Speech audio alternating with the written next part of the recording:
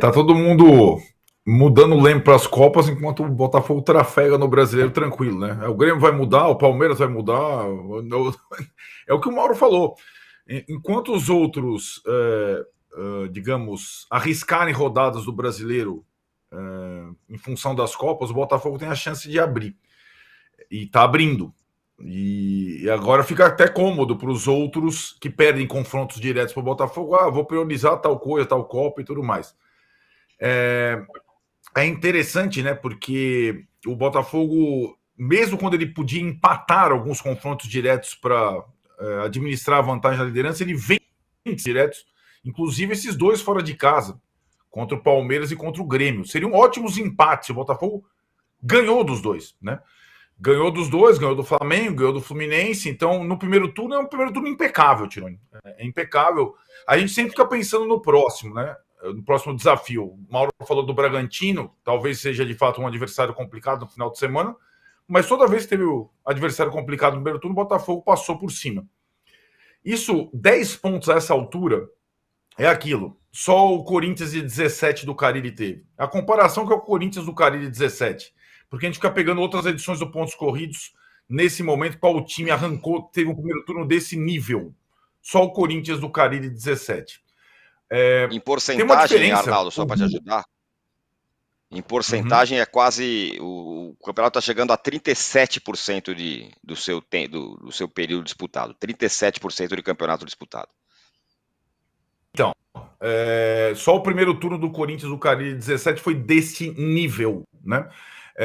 E o Corinthians acabou campeão mesmo oscilando e virando o time a ser batido no segundo turno, porque a vantagem era muito grande. 10 pontos é uma vantagem bem considerável. Tem uma outra situação que difere, aí sim, esse Botafogo do Corinthians do Carille. O Corinthians do Carille tinha largado bem na temporada, tinha sido campeão paulista, tinha dado algum ar da graça antes desse primeiro turno brilhante. O Botafogo não. O Botafogo fez no Campeonato Estadual do Rio medonho, fez uma fase de Copa do Brasil contra o Sergipe, que lembremos bem, né? Como é que se classificou lá na última bola no jogo do Braulio.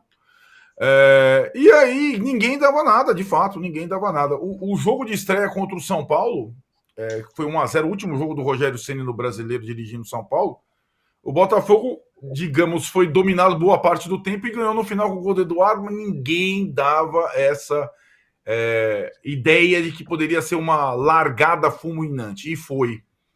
E acho que agora tem uma questão de administração desta vantagem. E sim, como vocês citaram, um grande fato novo. E aí é inédito. Não lembra Corinthians do Carille, não lembra time de ninguém. É o técnico líder do campeonato sair num terço do campeonato. Né? Saiu o Luiz Castro.